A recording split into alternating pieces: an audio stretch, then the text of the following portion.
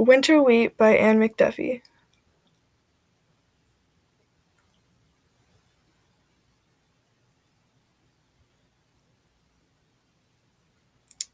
This essay was written by Anne McDuffie, who is a poet and essayist. She writes reviews, essays, and poetry, and she has won multiple awards for her writing.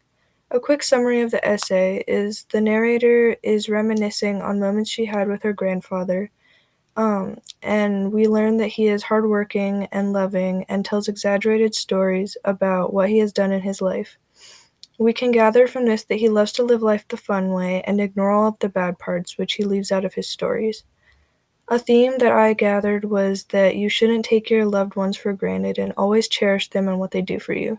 We can relate this back to what Zinsser said in his writing because I noticed in this essay that his no clutter rule was not met. There were a lot of unnecessary words, and overall, just things could have been shortened or left out. My thoughts on this essay: I thought the writing was good, and I understood the main idea easily and thought it was easy to follow. And we learn a lot about the narrator's relationship with her grandfather and who they are as people individually, and I thought it was really good overall.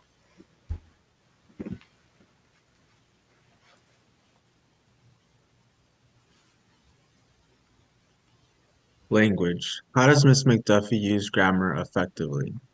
The author uses proper verbs that allow the flow of her story to paint a picture for the reader. For instance, she starts off with, quote, I have seen wheat only once in my life, only once fingered the stiff fan of its beard, plucked a kernel and held it in my mouth, end quote. This not only paints us a picture of her memory, but sets a tone of how she felt and valued it. How does this enhance the story? Her choice of words to transition between memories of her grandpa set a temporal relationship with her writing, allowing there to be more clarification between time and the story, almost like watching a movie script unravel. As for her tone throughout the story was very calm and collected, and it gave a loving gentleness to her writing. For her syntax, she used well-supported sentences that allowed good flow and timing. For her imagery, she uses description very well when it came to scenery or the details in her grandfather's stories, such as, I remember my grandfather's eagerness as he led us into the field beside his house to show us the wheat, end quote. As for repetition, she does well on not repeating herself, but does a fine job at keeping the story going and not getting stumped on one part.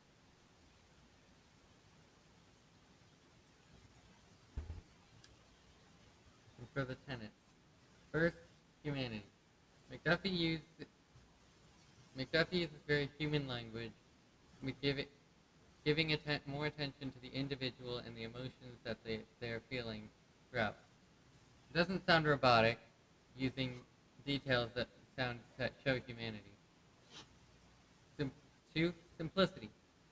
While many of the words he uses are not simple, they are mostly necessary. Either way, though, this is still the weakest of the tenets when it comes to usage in this story. And as there are several parts where it is unnecessary, and there is unnecessary language. Um, but this doesn't weaken any of the things said, so it leads to working pretty well with how it helps in all of the other tenets. Number three, clarity. Most sections and sentences lead very well into each other, and the only ones that don't, usually the only reason is because of how all over the place the grandpa's stories are. Number four, vitality. One of the McDuffie is just very good at this one compared to all the others. You can feel the emotions in almost every word. Usually the surprise or similar amazement and other emotions from the grandpa's stories. But you also, near the end, can feel the slight sadness in McDuffie's words as she describes how that will be the last time that she sees her grandpa.